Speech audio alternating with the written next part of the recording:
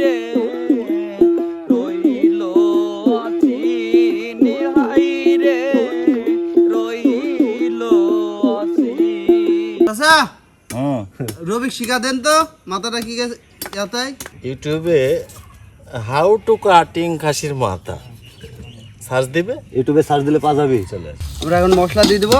এখানে 7-8 রকমের মশলা আছে। জিরা, হলুদের গুঁড়া, ধনিয়া গুঁড়া, রসুন পেস্ট, আদা পেস্ট, এই দিলাম। ফাইন হয়েছে। সেই রকম না? হ্যাঁ। সেই স্বাদ।